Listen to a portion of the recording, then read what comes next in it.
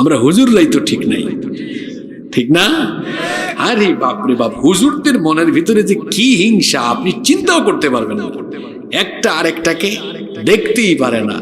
যারা কৌমিতে পড়ে তারা মনে করে আমরাই মস্ত বড় আলেম, আলিয়া মানে খালিয়া। আর যারা আলিয়াতে পড়ে তারা মনে করে আমরা তো বহুত কিছু, আমরা কোরআন হাদিসও জানি, ইংরেজিও জানি, বিজ্ঞানও জানি। মানে যার যার জায়গায় সে মনে করে সেরা। আসলে যে মনে করে সে সেরা তার চেয়ে বড় শয়তান আর দুনিয়ায় নাই। জ্ঞান মানুষকে বিনয়ী বানায়, জ্ঞান মানুষকে যদি অহংকারী বানায় বুঝতে হবে এটা ইবলিসের মুরিদ। এটা কিসের মুরিদ?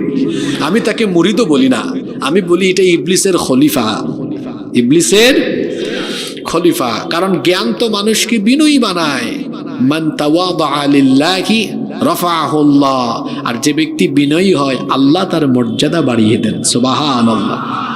এজন্য প্রকৃত জ্ঞানী ব্যক্তিরা অহংকারী হন না। ওই যে গ্রামে গঞ্জে একটা প্রবাদ আছে না, খালি কলস হ্যাঁ বাজে বেশি বা নড়ে বেশি।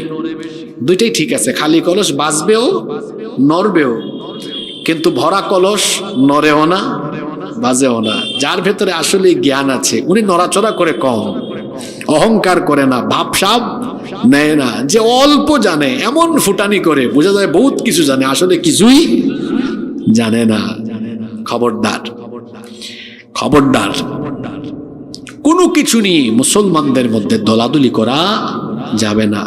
আমাদের দেশের আলেমরা যদি এক হয়ে যেতে পারতেন, আমার মনে হয় বাংলাদেশের মানুষ জোর করে হুজুরদের হাতে, আলেমদের হাতে বাংলাদেশের দায়িত্বই তুলে দিত।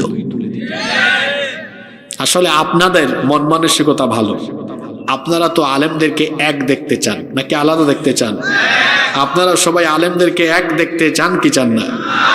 এটা আমাদের আলেমরা বুঝেন, আমাদের আলেমরা বুঝে না। একজন দেখা হইলে আরেকজনের সাথে সালামও দেয় না, কয় হে কি জানে, সব আমি জানি।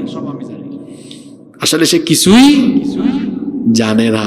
এটা করবেন না, উদারতা লালন করুন, উদারতা লালন করুন। আমাদের সকল মৌলিক ইবাদত আমাদেরকে ঐক্যের শিক্ষা দেয়। নামাজের কথা তো বললাম, এই যে রোজা সামনে আসতেছে, আল্লাহ আমাদেরকে রমজান পর্যন্ত পৌঁছে দাও, বলেন আমিন।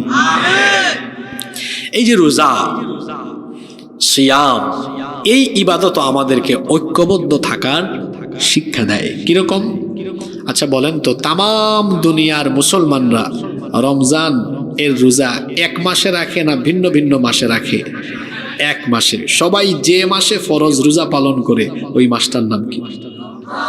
সবাই বলেন না, রমজান। কারণ এই